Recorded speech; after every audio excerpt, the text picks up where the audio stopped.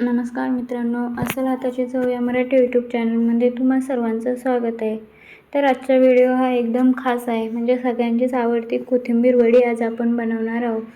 बघू शकता, ही एकदम कुरकुरीत आणि खमंग अशी झालेली आहे.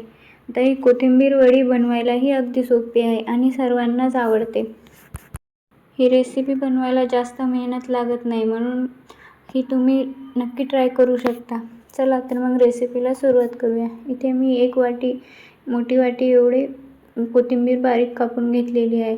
आता त्यासाठी 4 हिरव्या मिरच्या आणि 10-12 लसणाच्या पाकळ्या मिक्सरला बारीक करून घेतलेल्या आहेत.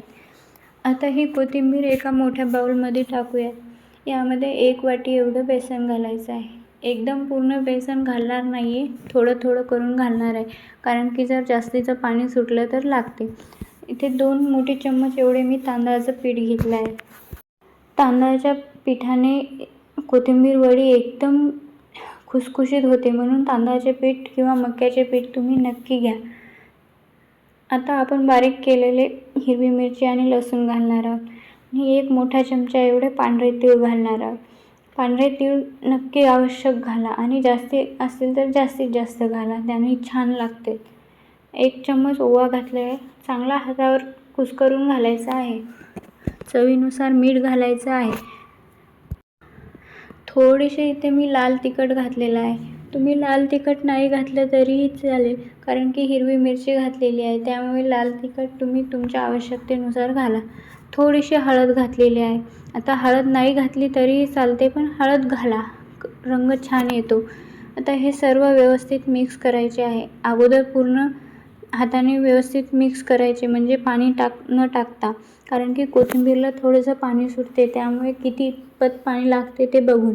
तर बघू शकता मी एकदम थोडेसे पाणी घेतलेले आहे आणि आता हे पूर्णपणे व्यवस्थित मिक्स करायचे आहे.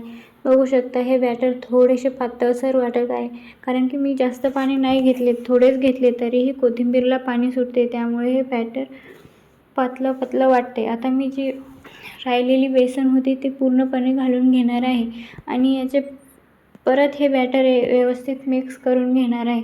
आता पाणी घेण्याची अजिबात आवश्यकता नाही आहे.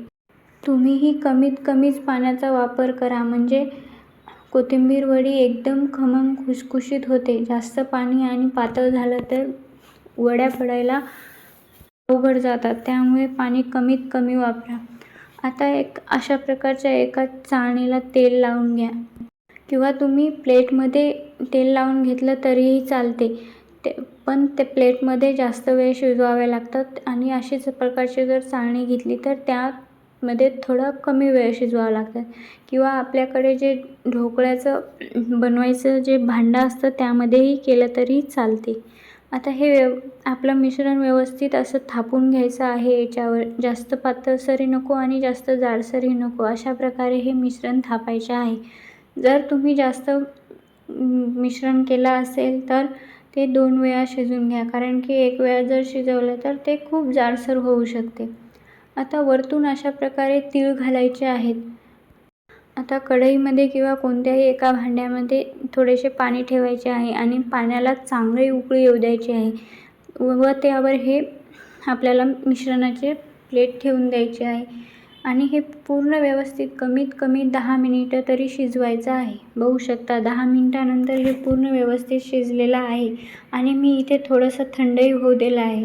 थंड झाल्याच्या नंतर मी ह्या वड्या पाडून घेतलेल्या आहे. चाकूच्या सुरीने अशा तुम्ही वड्या पाडून घेऊ शकता. बघू शकता किती इझिली ह्या वड्या निघत आहेत, म्हणजे हे पूर्ण व्यवस्थित शिजलेलं आहे, त्यामुळे ह्या वड्या लवकर पडतात. जर बरोबर शिजले नाही तर वड्या व्यवस्थित पडणार नाहीत, त्यामुळे 10 मिनिट तरी हे शिजू द्या. आता बघू शकता हे एकदम व्यवस्थित आपल्या वड्या झाल्या आहे, जास्त जाड नाही आणि जास्त पातळही नाही.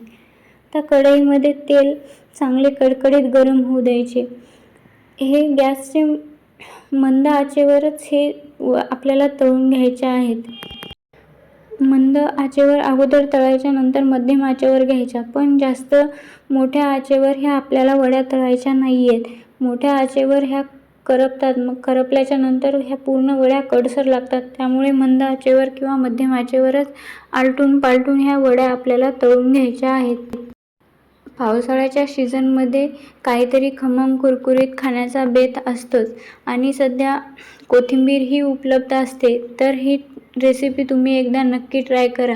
साध्या सोप्या पद्धतीने खमंग आणि कुरकुरीत अशी ही कोथिंबीर वडी बनवायला खूप सोपी आहे आणि माझ्या या पद्धतीने तुम्ही बनवली तर ती खूप लवकर बनून तयार होईल. तर तुम्ही ही रेसिपी एकदा नक्की ट्राय करा. बघू शकता आता आपल्या कोथिंबीर वड्या एकदम कुरकुरीत अशा तळून झालेल्या आहेत. जास्त तेलही पीत नाही आहेत आणि जास्त मऊसरही नाही, एकदम कुरकुरीत झालेल्या आहेत. एकूण 5 मिनिटे ह्या तेलामध्ये तळून घेतलेल्या आहेत. एकदम मंद आचेवर घेतल्यात, त्यामुळे कुरकुरीत झालेल्या आहेत. आता अशाच प्रकारे मी इथे सर्व वड्या तळून घेणार आहे. बघू शकता मित्रांनो, ह्या किती खमंग आणि कुरकुरीत दिसत आहेत. कुरकुरीत तर एकदमच झालेल्या आहेत.